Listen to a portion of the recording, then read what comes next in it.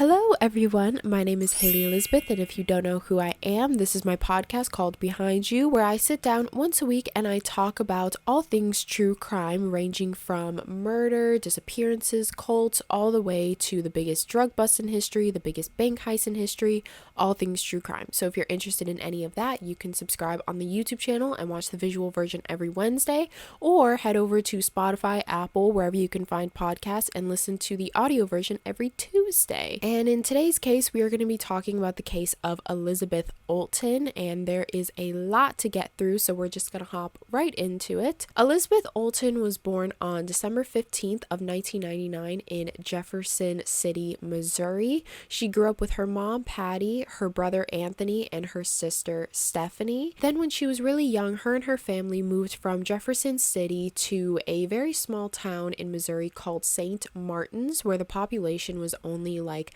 1,140. And so it was the type of town where everybody knew everybody. It was a very quiet town, so nothing really went on. The crime rate was really low. It was mostly all like wooded areas. And when Elizabeth was a child, she was said to be very outgoing and she was very kind. She was the type of person that was very shy around new people. And you know, once she warmed up to you, she was always cracking jokes, she was singing songs, and she was also in a lot of her school plays. Her favorite color was pink and she loved animals, and her favorite game to play was dress up. Her mother, Patty, said that when Elizabeth was around 9 years old, she would always wear these big like fancy dresses, and she would always wear them around the house as if she was just going to a ball all the time. She also loved music as well. In some of the school plays that she was in, she actually had to sing, and some of her favorite singers were Hannah Montana and Taylor Swift. So Elizabeth as a child was a normal child. She had her favorite things and she had her friends and her family. She wasn't the type of kid to act out or anything. She was just a completely sweet child that everyone loved to be around. And then on Wednesday, October 21st of 2009, Elizabeth came home from school that day and she started to practice for a school play that she was going to be in. So she came home, she started practicing for her play, doing her homework, and then around 5 p.m. while Patty was making dinner, there is a knock at the door. So when Patty opens up the door, she sees Elizabeth's neighbor, Emma Bustamante, who lived a couple doors down from them, asking if Elizabeth could come out and play. And she lived with her grandma Karen, her grandpa Gary, her two twin brothers, and her 15-year-old sister Alyssa.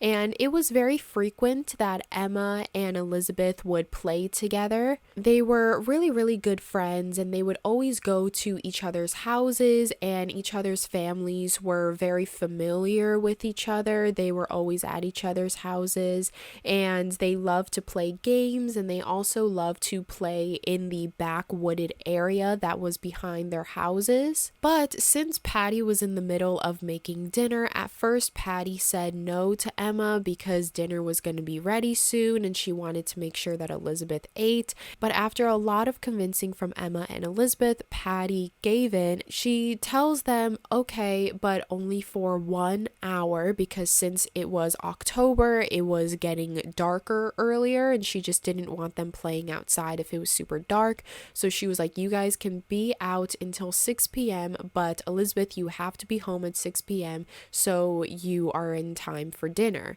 And so the girls agree and they leave. And so the girls are excited. They say thank you. And that is when Elizabeth and Emma go out the front door to go play.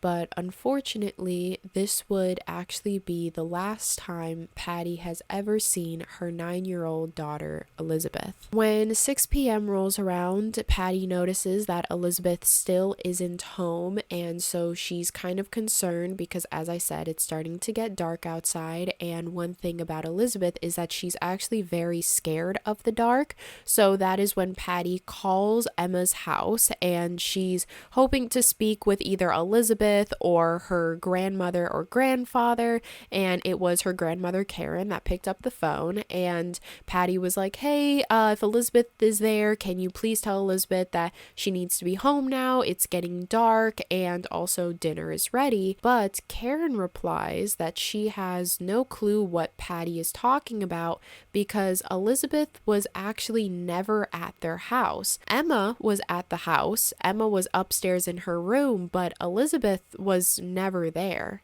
So immediately, Patty hangs up the phone and she immediately calls the police. Now, as I said, this is a very small town, so the police show up quite quickly to her home. And that is when police and volunteers from the fire department all showed up to the home, and they started to scope the area as well as the woods surrounding the home.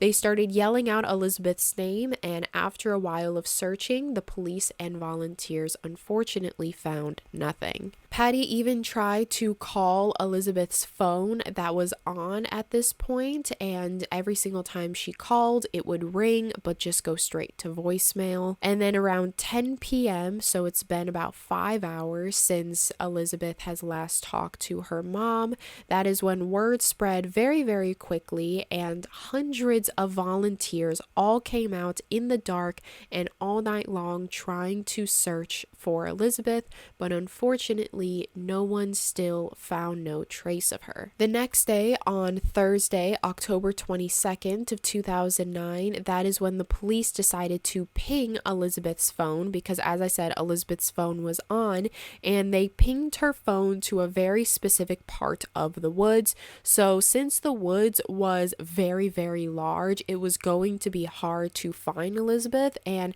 Elizabeth was just a 9-year-old girl, so she was very small too, so trying to find a small girl in this huge wooded area was going to be extremely hard. But the police and all these volunteers did as much as they could and tried to search as hard as they could. The police even got help from diving teams and police dogs and helicopters. After hours of searching, they still found no sign of Elizabeth, and then unfortunately, eventually, Elizabeth's phone had died, so they had lost their ping location as to where Elizabeth's phone was. But although the ping was gone and they kind of lost their spot of where Elizabeth's phone was, there was still hope because the police were able to get phone records from the phone company and try to figure out who the last person Elizabeth spoke to. And when looking at the phone records, they saw that the last person to speak to Elizabeth was 15-year-old Alyssa Bustamante, the sister of Emma Bustamante, and it was from a phone call that Alyssa had made to Elizabeth.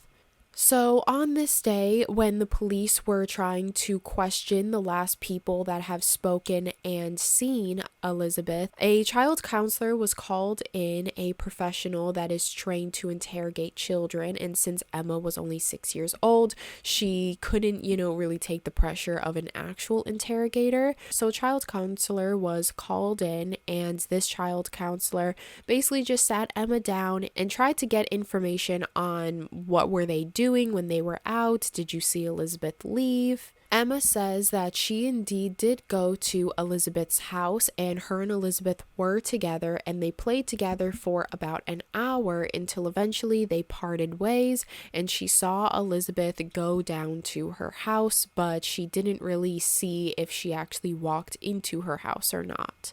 But then shortly after, that is when, weirdly, Emma's story had changed, and she said that at one point when they were playing, Elizabeth and her were playing in the woods until Elizabeth got stuck in a thorn bush, and that is when Emma had called out to her sister Alyssa for help, to which Alyssa ran outside and helped Elizabeth out of this thorn bush. So then Emma said that Alyssa helped Elizabeth out of the thorn bush, and then they went inside, and then shortly afterwards Emma says that she actually pointed out on Alyssa's pants that there was blood on her pants, and to this Alyssa just said, "Don't tell anyone, but I'm on my period," and that's where that blood came from. Just don't tell anyone. And so Emma just really thought nothing of it. She was like, okay, I won't tell anyone. So So, from the grandparents and a bunch of their friends, when talking about Alyssa and Emma, because Alyssa and Emma were the last people to have contact with Elizabeth, they said that Alyssa would spend a lot of her time in the woods, whether it was raining, snowing, or sunshine. She was always out there, and some would even say that she knew the woods like the back of her hands. She just loved to be out in nature. She would frequently watch the wildlife. She would climb trees, and the grandparents say that the night that Elizabeth went missing, they asked Alyssa if she had seen Elizabeth that night, but Alyssa just replied with, quote, "I bet she's fine. She just went home." So because of this, the grandparents didn't really think about Elizabeth's disappearance too much. They just kind of thought that maybe Elizabeth had gotten lost on her way home. Maybe she has already came home. They didn't really know that it was like that big of a deal yet. They just kind of assumed that possibly Elizabeth was just on her way home. And then shortly afterwards, that same night that Elizabeth went missing, that is when Karen, Alyssa's grandmother, and Alyssa went out to a dance at their church, and again just really thought nothing of it. They thought that Elizabeth was probably home already. So after questioning Emma Bustamante, that is when the interrogators then question Alyssa Bustamante. So a little bit of backstory on Alyssa Bustamante. Alyssa Bustamante was born on January 28th, 1994. She grew up in California with her mother, Michelle, and her father, Caesar. Her mother, Michelle, had Alyssa when she was only 14 years old, so her life straight off just had a very rocky start. Michelle and Caesar never really took care of Alyssa because they were very heavy substance abusers, specifically with drugs and alcohol, and Caesar was constantly in and out of jail, leaving Michelle to really, be the only one to take care of Alyssa, but Michelle was constantly passed out due to drugs or alcohol, and so Alyssa had no choice but to just raise herself. And Alyssa's grandparents, Karen and Gary, they lived about 20 minutes away from Michelle and Alyssa, and they would frequently try to visit as much as they could, and they would also send Michelle and Alyssa lots of things like food and clothes and money, just something to keep them afloat. And then when Alyssa was 9 years old, that is when her mother Michelle had Emma, and then shortly after had 2 twin boys. And even though Michelle had more kids, she didn't really change her behavior at all. She was still doing drugs and abusing alcohol very frequently, as well as leaving her kids to raise themselves. And due to this, they would move around a lot from place to place. There were lots of times where they were homeless. And after a while, Karen and Gary felt really, really bad for all of these kids. So they decided to help Michelle and have them move closer to their house, just so Karen and Gary could help out a lot more if they moved closer. So Karen and Gary bought them a trailer home, and that trailer home lived about 5 minutes away from the house, so Karen and Gary were able to help out a lot more. And so Karen and Gary thought that this would be a good opportunity for Michelle. They thought that, this could be a fresh start for her and the kids. They could really keep a close eye on Michelle to make sure that she's not doing anything she's not supposed to. And in actuality, that is the exact opposite of what happened, because instead of Michelle seeing this as a fresh start or sobering up, she instead just saw this as more leeway to be gone more often, because she knew that, if her kids were left alone for days at a time, it wouldn't be that bad because her parents were 5 minutes away and were probably going to come over and take care of them anyway. So because of this, Michelle started to date a drug dealer, and this drug dealer and her would be gone for days, just leaving her kids completely alone to go on like binges, and then she would come home and drink alcohol and do drugs and be passed out on the couch the whole time.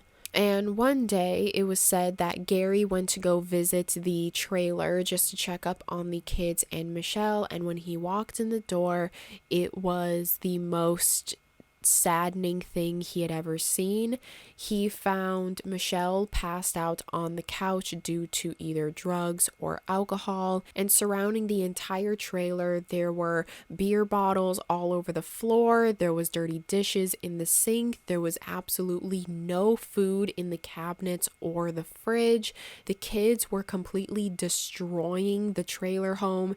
They were fighting, they were running, and basically just tearing up everything that was around Michelle. And when Gary talks about this time, he describes the behavior of the kids to be feral. He said that the twin boys specifically would not listen to any instruction and would only sleep on the floor, and whenever he would try to get them to sleep in beds, they would have a tantrum, they would freak out, and they just did not want to sleep in a bed. And it really just showed the environment that they grew up in that they didn't really know that like you're supposed to sleep in a bed. They were just so used to sleeping on the floor or moving in and out from place to place that they didn't want to sleep in a bed. They had been accustomed to being comfortable in sleeping on the floor. Gary also said that all of the kids' hair looked very, very unkept. It looked like it hadn't been brushed or cut in a very, very long time. They looked extremely dirty, like they hadn't bathed in a very long time. And he said that they also looked very thin, as if they haven't ate in a very long time. So all in all, these kids were just completely neglected, and the mother, Michelle, wasn't taking care of them whatsoever. And Gary felt so bad for his grandchildren that he just could not stand by and let these children grow up this way. So that is when Karen and Gary said enough is enough, and they were able to successfully get custody of all 4 children. And so when they were able to get custody, that is when they up and moved from California to St. Martin's, Missouri, in order to have a fresh start. They specifically picked St. Martin's because they knew that it was a very small town. As I said, it was a very close-knit community. It had a low crime rate, really good schools, everybody knew everybody, and also a really big factor was that the house was surrounded by woods. So that means the kids could go out there and run and have a good time and be around nature and people, and they would really thrive in a place like this. And that's exactly what happened. Emma and the 2 twin boys really thrived in this place, and Karen and Gary said that as the kids grew up, Emma and the twin boys ended up growing up to be very well-behaved kids. They just needed to get out of that environment. But Alyssa, however, was not really thriving in the place like this. Alyssa at this time was 10 years old because Emma had only been 1 year old. And it was said that Alyssa was very underdeveloped, and even though she was 10 years old, she would have the behavior of a 5-year-old, and so she was completely held back mentally. And Karen says that this is possibly because maybe she had seen too much already, she had experienced too much to the point where it was going to be a little bit harder for her to adjust to this new lifestyle. And then when Alyssa became a teenager, all of this suppressed trauma basically just came right back at her, and she didn't really know how to handle any of her emotions except for drugs and alcohol. She got her hands on pills specifically and would take pills all the time just to numb all of the thoughts that she had about her childhood and her feelings of abandonment from both her mother and her father.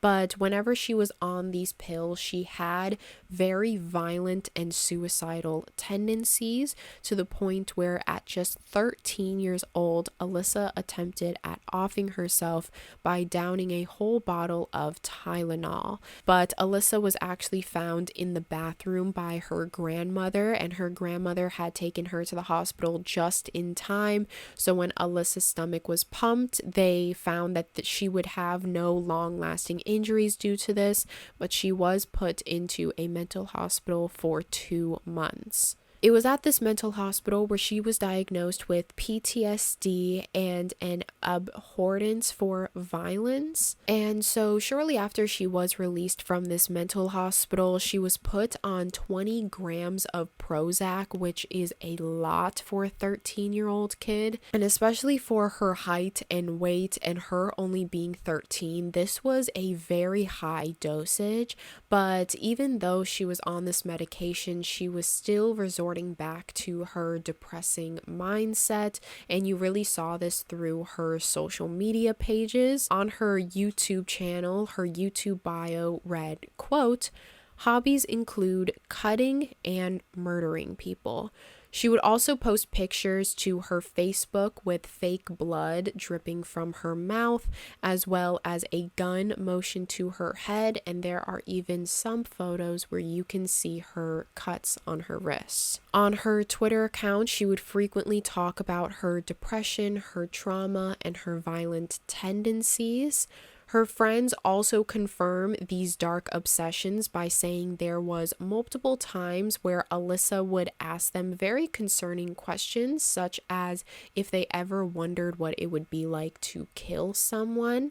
Alyssa also, as I said, had a YouTube channel where she would post random videos, and in one of her particular videos, it was her and her two younger twin brothers, and they were out in the woods, and it looked to be like someone's farmland, and there was an electrical fence where if you touch it and you keep your hand on there, it electrocutes you. And so Alyssa put her hand on the electrical fence and she was electrocuted, and she was trying to force her twin brothers to also touch it as well, even though in the video you can see that they did not want to. They kept on trying to push themselves away while Alyssa was forcibly pushing her one brother to the fence. And when her little brothers finally gave in, that is when the caption on the screen read, quote, "This is where it gets good. Ha ha ha. We get to see my brothers get hurt." And then the next clip shows her brother actually putting his hand on the electrical fence and getting electrocuted, while Alyssa just sits there and laughs. And so from this clip alone, you can tell that Alyssa gets some sort of pleasure by seeing people in pain or seeing people get hurt, especially when she is in control of that hurt. And Alyssa was the type of person to really express her pain that she was feeling inside through other people or even onto herself. At the age of 15, the record showed that Alyssa had over 300 cuts on her body, some on her arms, some on her wrists, her legs, and even words that she had carved into her body that read things such as hate and pain with a pentagram or a broken heart written next to it.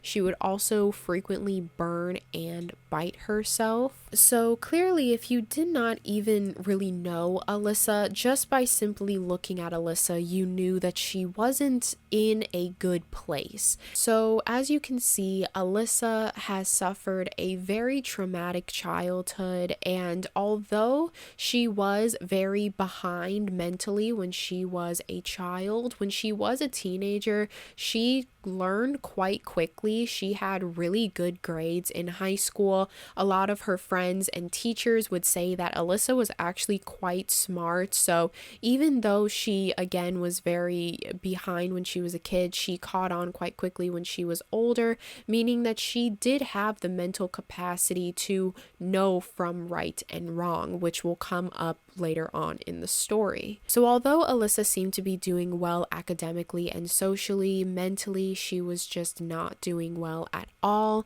And so now that you know a little bit about Alyssa and her backstory, now we take it back to the present day, Thursday, October 22nd of 2009, Alyssa's 9-year-old neighbor, Elizabeth Olten, has been missing since last night, and she has not returned home after playing with Alyssa's 6-year-old sister, Emma Bustamante, but police found that the last person that had contact with Elizabeth was 15-year-old Alyssa over the phone. So whilst the police are interviewing Alyssa, she seemed very calm and collected.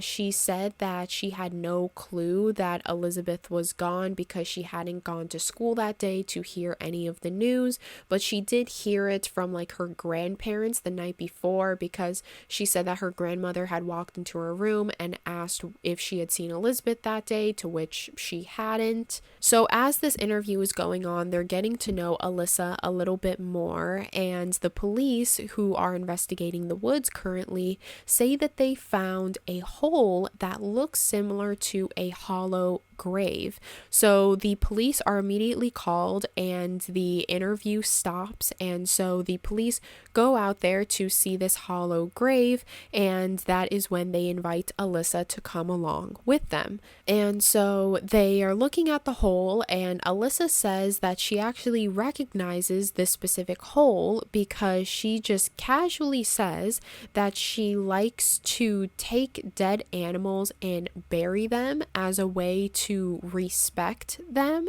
And the way that Alyssa just said this super casually was very off-putting, because usually, you don't even want to go up to a dead animal, let alone bury them. And so this was definitely a red flag for police, because they kind of thought, what if she was the one that killed the animals? And if you guys know that a big sign of a child murderer is due to the child killing animals at a very young age. So this was a very big red flag when she said this, and when she said it super casually, like everyone did it, that's what made it even more scarier. So that is when the police wanted to look a little bit more into Alyssa and her story, so that is when they had gotten a search warrant to search her house. When the police walked into Alyssa's room, they said that they found writing all over the walls of her bedroom. Some was written in pen while others in marker, and the writing on the walls said things such as, quote, "It was written in blood," and then in capital letters, "It was written in blood." There was also an outline of a person with slash marks on the head and the name Emma written next to it, referring to her sister Emma. There was also written birthday cards and notes hung up on the wall from her father Caesar, that was in prison at this time. They also found 2 pairs of muddy clothing and 2 muddy shovels, which they thought again was very odd, but when Alyssa was asked about this, she said that that was just the clothes that she would wear whenever she would go out into the woods and find dead animals and bury them, because this town was a very big hunting town because of all the wooded areas. But the main thing that they found was Alyssa's journal, and Alyssa's journal contained a lot of Alyssa's very dark fantasies, thoughts, and desires. When they were investigating the journal a little bit more, they found that she had once said that she wanted to set a house on fire and lock everyone inside.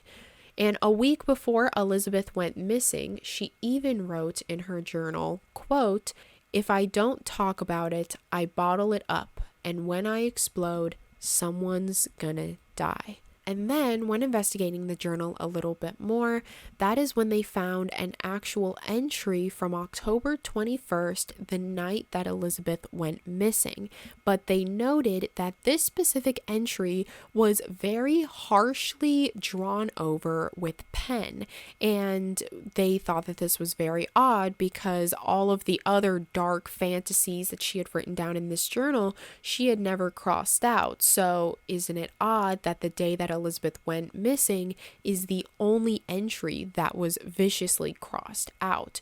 So they brought this journal into testing, and they put that entry under black light, and they were able to figure out what this actually said. And on October 21st, Alyssa had written in her journal, quote, I just effing killed someone. I strangled them, slit their throat, and stabbed them, and now they are dead. It was amazing. As soon as you get over the, oh my god, I can't do this feeling, it's pretty enjoyable. I'm kinda nervous and shaky though. Okay, I gotta go to church now. LOL.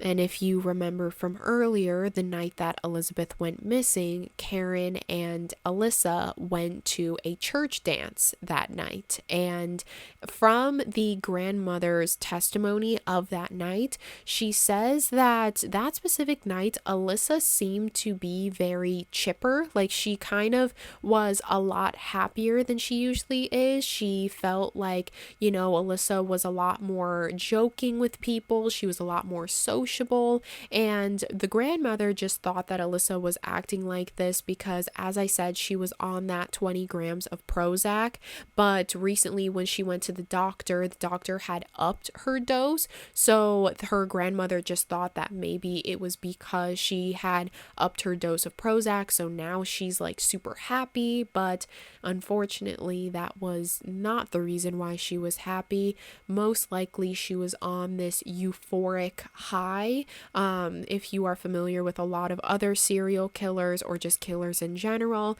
some killers will kill not for the actual killing, but for the euphoric high that they get afterwards, where they feel like they're on top of the world. They have this rush of adrenaline because they just did something so intense, and that is what a lot of killers seek for. And from this journal entry, it seems like Alyssa was experiencing the same thing when she says that it was very enjoyable. So the next day after finding this journal, they bring Alyssa in for an interview, knowing that they have this evidence in her journal of her basically written confession, but they interrogate her anyway and they try to get her to crack just so she can tell her story full and full. Oh hey, don't worry, it's still me. Didn't mean to disturb you, I'm just in sponsorship mode. So imagine it's a stormy night outside, the fire is crackling, and your power is out due to the storm. What else is there to do besides sitting in front of this fire? Oh, well, cuddling up with the best game ever, Best Fiends. Best Fiends is a free-to-download casual mobile puzzle game with thousands of different fun and exciting levels and new challenges every time you play.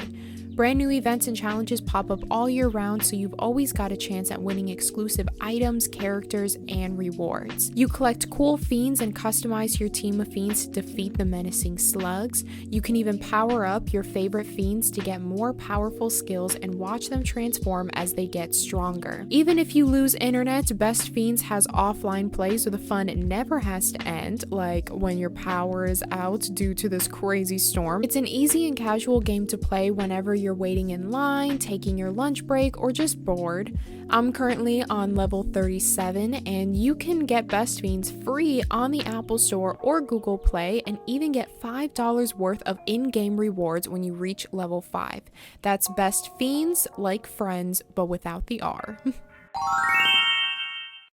So at first, Alyssa goes with a story like this. She says that Emma and Elizabeth were playing in the woods behind her house until all of a sudden she heard Emma yelling for help. So she ran outside and she saw that Elizabeth was caught in a thorn bush. And then so she helped Elizabeth out of the thorn bush and then eventually just went back inside. She also noted that Emma did notice that there was blood on her pants when she came outside to help Elizabeth, but to this, Alyssa just said that she was on her period and she didn't want Emma telling anyone. So it seemed to me that there was definitely a conversation between Elizabeth and Alyssa of that, okay, this is the story you need to tell people if anybody asks you what happened. And so Alyssa goes on an entire near 2-hour interrogation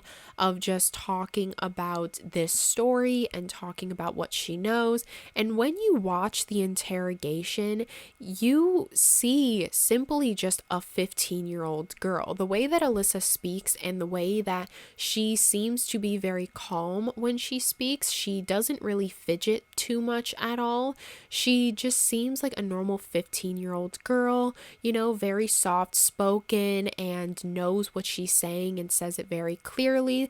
If there was at one point when the interrogator pulled out a map of the forest, because she had told interrogators that she knew the forest very well. So the interrogator asked Alyssa if she could point out, because Alyssa also said that on that day she went on a walk for about an hour. So when the interrogator asked her to point out where exactly she was taking her walk, she was able to do it with ease, as if she had nothing to hide. But after nearly 2 hours of interrogation, that is when the interrogator then tries to come down on Alyssa and say that they actually found her journal in her bedroom and they read her journal.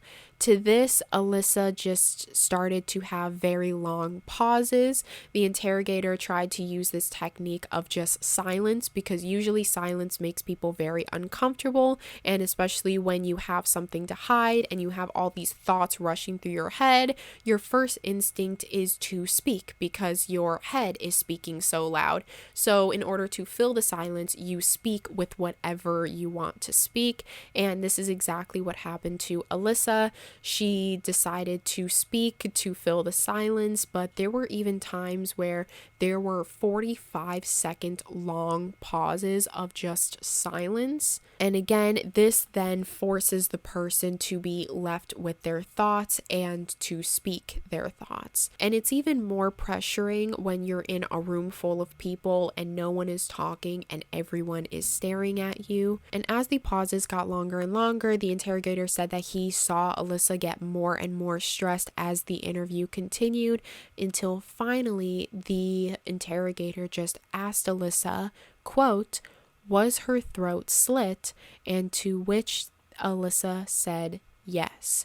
And immediately when Alyssa said yes, that is when Karen, who was sitting in the room, her grandmother, because since Alyssa was only 15 years old, she was a minor, and so she could not be in there being a minor without an adult present, and so Karen was in the room with her. And immediately when Karen heard Alyssa say yes, she screamed, she burst into tears, and she completely just broke down and left the room. At this point, this is when Alyssa starts to show emotion. Throughout all of this, Alyssa never really shed a tear. She never really looked bothered. She didn't really look stressed. She looked very calm and collected. But as soon as she heard her grandmother crying, that is when she started to cry.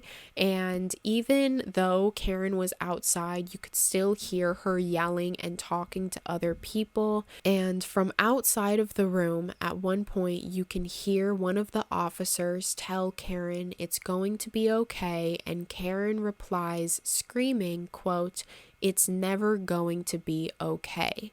And at this point, this is when Alyssa really starts to break down as well. You can really see in this part of the interrogation that she's starting to realize what she did and the consequences she's going to be receiving for what she did.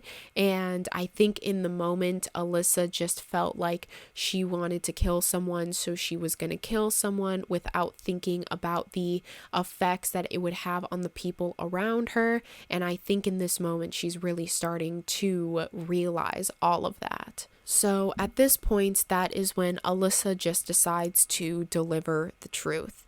She told police that she had manipulated her 6-year-old sister Emma Bustamante to get Elizabeth Olten out of her house and lure her into the woods.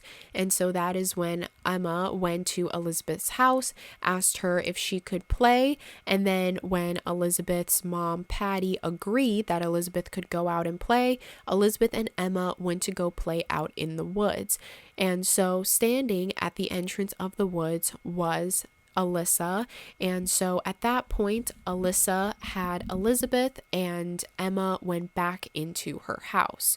So now it was just Alyssa and Elizabeth left alone, and Alyssa told Elizabeth that she actually had a surprise for her out in the woods, but they need to walk for about 15 minutes in order to get there. And so Elizabeth, being a 9-year-old girl, when you're a kid and you hear the word surprise, that is like a magical word, like all kids love surprises. They love when you have a surprise for them. And so since Elizabeth had been friends with Alyssa for a very long time, she looked up to Alyssa as if Alyssa was her own older sister. So she trusted Alyssa. She was like, oh my gosh, yes, I'm so excited. So that is when Alyssa and Elizabeth walked into the woods for about 15 minutes. But Alyssa had actually lured Elizabeth to 2 hollow graves that she had dug up 5 days prior on Friday. So on that Friday, Alyssa went to go take the morning bus to school, but instead of actually going to school, she walked back home to her woods behind her house, dug 2 hollow graves, and then went back to school and then returned home on her after-school bus as if she was at school all day, so nothing looked too suspicious to her grandparents. So once at these hollow graves, that is when Elizabeth looked very confused because she didn't know what this surprise was until Alyssa had taken out a knife that she had taken from her grandmother's kitchen and continuously started to strangle Elizabeth and stab Elizabeth 7 times in the chest before cutting her throat and kicking her into the grave. And that is when Alyssa took her shovel and she started to bury Elizabeth with leaves and dirt, and eventually just took her shovel and walked back to her house while Elizabeth sat in that grave bleeding out and just left Elizabeth there to die. When she walked back to her house, she took off her muddy clothes and her muddy shovel, and that is when she wrote in her journal about how amazing it was, and she headed off to church. After telling her recount of the story, Alyssa led the police to the spot exactly where she had buried Elizabeth, and there indeed they did find the body of 9-year-old Elizabeth Olten. And when the interrogators asked Alyssa why specifically she chose Elizabeth and why did she kill her specifically, that is when Alyssa said, quote, "She was an easy target, and I just wanted to know what it felt like to kill someone." So then on October 28th of 2009, 1 week after Elizabeth went missing and only 6 days after she was confirmed dead, that is when 9-year-old Elizabeth Olten was buried in a pink coffin and carried by a horse-drawn carriage because her family said that when she was alive, she was a princess, so she deserves a princess burial. At the time, Alyssa actually had a boyfriend named Dustin, and Dustin also was questioned during this whole interrogation process. They thought that if Alyssa had done the crime, maybe Dustin helped her or had something to do with it. So they questioned Dustin, and Dustin took a polygraph test, and they saw that he had failed the test, meaning that he was lying on some sort of something. And they didn't know what he was hiding, but they were going to figure out what exactly he was hiding. So the interrogator talked to Dustin and said that they believe he knows more information than what he's saying. And after an entire hour of just talking to Dustin, that is when Dustin finally started to crack, and he caves and confesses that he does indeed know more. He said that on October 22nd, the day after Elizabeth went missing, as I said, that day when Elizabeth was being interrogated by the police, and she was like, I didn't even know Elizabeth was missing because I didn't go to school today. The reason why Elizabeth didn't go to school that day was because she was actually at her boyfriend Dustin's house. She went over to Dustin's house and she basically just told him everything. She told him that he strangled and cut Elizabeth's throat. She told him that she had kicked her into a hollow grave that she had made on Friday and that she buried him in the woods. And she also described to him how enjoyable it all was and how much of a rush of adrenaline it was, and basically just told him all of these graphic details that from the interrogation you can tell that Dustin is a very nice kid. He seemed very torn up when he was talking about this. He seemed like he just didn't really want to talk about it. And even though he says that he wasn't there at the time of the crime and never knew details of the crime prior to the crime happening, he said that he kept it a secret for days and days because he was scared of Alyssa. He was scared that now knowing his girlfriend was capable of murder, that what if she then kills him or his family, or that one day when she's released on bail, she will find him and his family and come and kill him in his sleep. And he said that he was also scared of, quote, if I have any more girlfriends like this. And so again, when you're watching his interrogation, you can definitely tell that Dustin really was scared of Alyssa. I mean, anyone would be if your significant other at 15 years old comes up to you and explains the graphic details of a murder they had done to a 9-year-old girl, and while everyone is searching for this girl, that person knew all along what had happened. I feel like that's a very traumatic thing to go through, and so through this interrogation you can really tell how much Dustin feels bad for keeping that secret in. But Dustin was indeed cleared as a suspect, and it was believed that Alyssa had just committed this crime on her own time and completely by herself. And then on November 18th of 2009, that is when Alyssa's trial began, and that is when the court also decided that since Alyssa committed such a horrendous adult crime, she will be tried as an adult. And although she was trying as an adult, Alyssa continued to plead not guilty. The judge said that her crimes were so vicious that a juvenile detention center would just not be enough. The judge felt that she would be a danger to all of the other inmates there if she were to be put in a juvenile detention center, so she was being tried as an adult. And on top of being tried as an adult, she was also pleading not guilty. The prosecutors took the muddy clothes that they found in Alyssa's room, as well as a knife that they found in Alyssa's room lying underneath her pillow.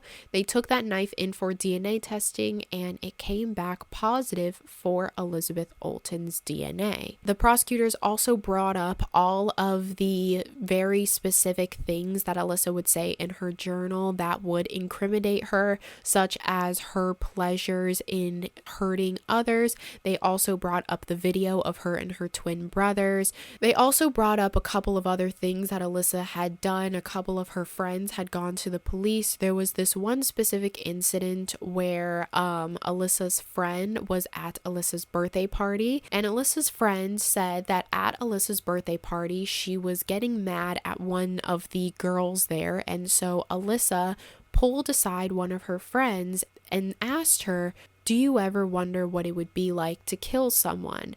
And her friend just kind of laughed it off. She just didn't really think that she was being serious until Alyssa looked very, very serious. And her friend was like, "You're not going to kill her just because you're mad at her." And Alyssa just kind of brushed it off and was like, "Yeah, I'm clearly kidding. Like, I'm just joking." And then after that, it just became very, very dark and awkward because the friend didn't know how to react to something like that, but she inevitably just brushed it off as Alyssa making hollow threats. They also pointed the crime to be a first-degree murder, showing that it was indeed premeditated 5 days in advance when Alyssa didn't go to school that day because she had went back to her house and dug out 2 different graves.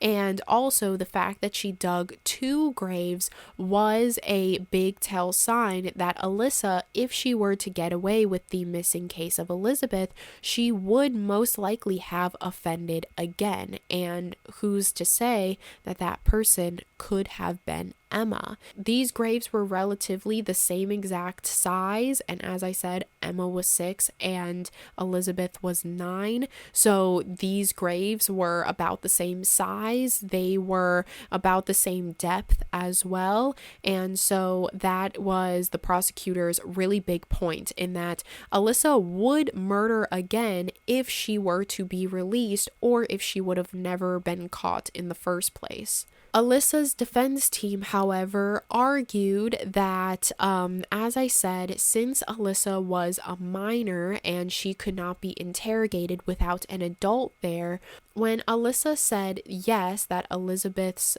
throat was cut and Karen screamed and she left the room, the defense team said that technically Alyssa could not have been interviewed for any longer after that, and they tried to completely dismiss the whole second half of the interrogation where Alyssa had confessed to her crimes and was talking about her crimes, because since an adult wasn't present and she was a minor, that whole part was technically not usable for court. And I couldn't really find if this part was used or not used, but even without that confession in the second half, they had a written confession in Alyssa's journal. They found all of her violent and dark tendencies within her journal in her handwriting. They had testimonies from her friends about her asking her friends multiple times if they had ever wondered what it would be like to kill someone. They also have her boyfriend Dustin's statement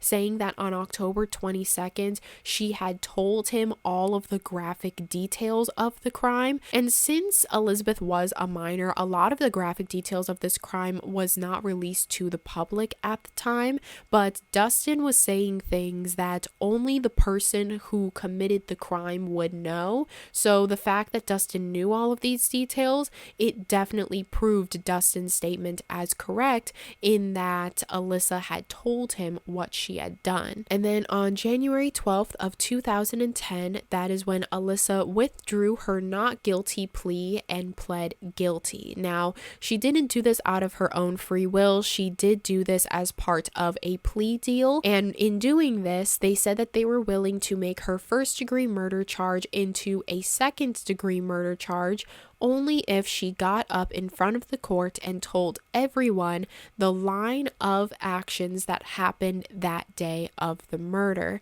And so she agreed to go up on the stand and tell her story from beginning to end if that meant that she had a lesser charge. And so on this day at this trial, the family of Elizabeth and Alyssa were present to hear her story, as well as members of the community. As I said, this was a very small town, as well as media outlets. And so Alyssa completely told her story from beginning to end, from the time that she had dug the graves to the time that she had buried Elizabeth's body and wrote in her journal shortly afterwards. And media outlets who were there said that Alyssa spoke with the straightest and most calm face. She showed absolutely no emotion and no voice cracking at all. And there were lots of times during this story where Elizabeth's family had to leave the room because they just couldn't hear anything else.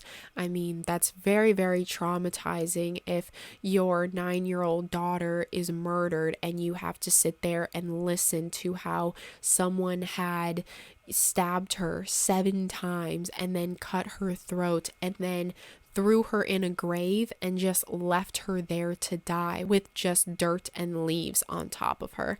That's a very traumatic thing to hear. So when the family had to leave the room, it was completely understandable. So as I said, as part of Alyssa's defense team, although she was pleading guilty, she was going to go to jail definitely, they were still trying to attempt at a lesser sentence. So the court tried to argue that she was not in the right state of mind at the time of the crime. They said that when she was evaluated to be seen to fit to stand trial, Alyssa at the time was diagnosed with PTSD, depression, borderline personality disorder, and early signs of bipolar.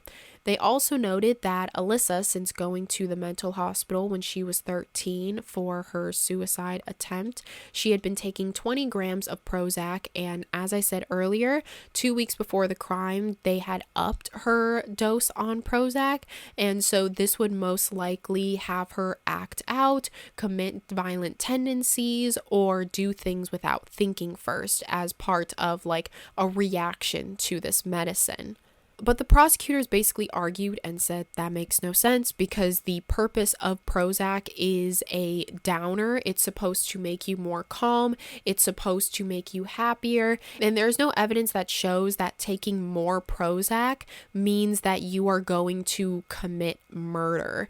And so they completely dismissed that. They thought that it was a very big reach. And the prosecutors also argue that at the time of the crime, Alyssa was in the right mind state because she was able to figure out from right and wrong. As I said, she was very intelligent in school and she got all A's. And also on the Friday, 5 days before the crime, she had went out to her backyard and created 2 graves, meaning that she was planning on committing this crime and had thought about it for 5 days straight. She could have changed her mind. She could have not done it. She could have backed out, but she didn't. She pursued with the crime even though she knew what she was doing was wrong.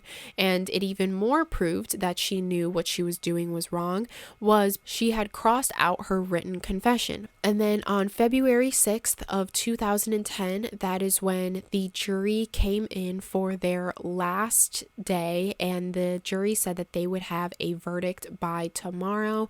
And that is when the grandmother of Elizabeth had shouted out, quote, "I think Alyssa should get out of prison the day that Elizabeth gets out of her grave." And then on February 7th of 2010, that is when the jury came to a verdict, and before they read what her charge was, that is when Alyssa said to the court, quote, "I really am extremely very sorry for everything. I know words can never be enough and they can never adequately describe how horribly I feel for all of this. If I could give up my life to give hers back, I would. I am so sorry." End quote. And so after Alyssa read her statement, that is when the jury found Alyssa guilty for the murder of Elizabeth Olten and was sentenced to life in prison with a possibility of parole in 2024 when she is 30 years old.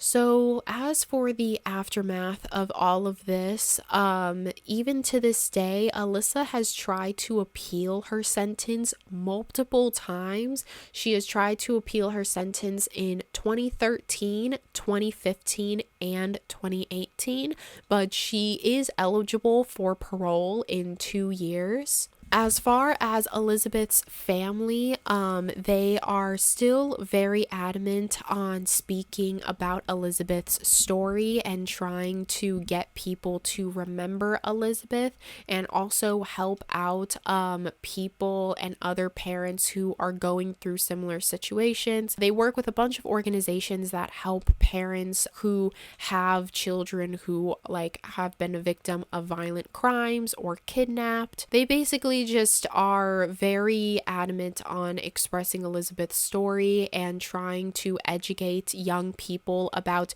the stranger danger, and if you feel like you are in danger, what to do and what not to do. Just basically trying to help kids and adults for not repeating history of what happened to Elizabeth. And Unfortunately, like a lot of other killers and murderers out there, there are fan clubs for Elizabeth.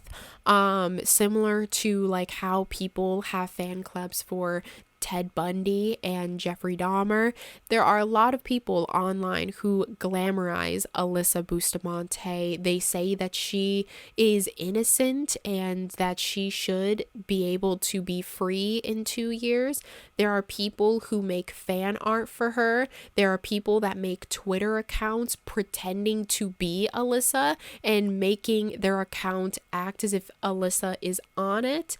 There were also people making Facebook pages wishing for Alyssa to be released, which is insanely disgusting, and it's very scary to know that people like this exist, and it's very messed up for the victims as well, for Elizabeth, because it's not fair that Alyssa is being glamorized and getting all of this fan art and all of this recognition when there is no fan art for Elizabeth. There are no Facebook pages for Elizabeth except those that are run by the family and friends. There are no people making accounts for Elizabeth.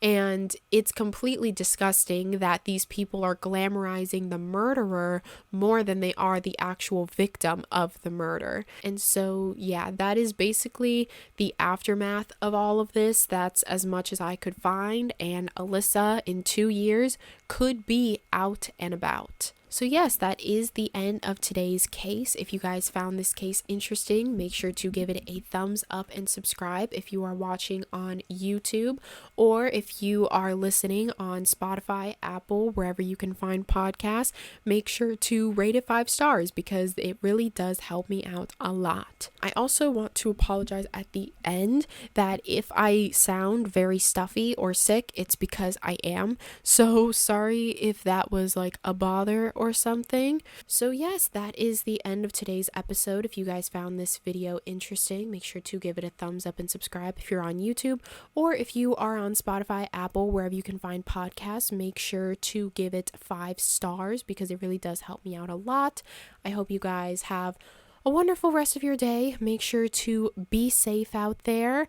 Go outside today, get some sunlight, read a good book, get some fresh air, tell someone you love them today, and yeah, do something that makes you happy today, and I will see you guys next week. Bye.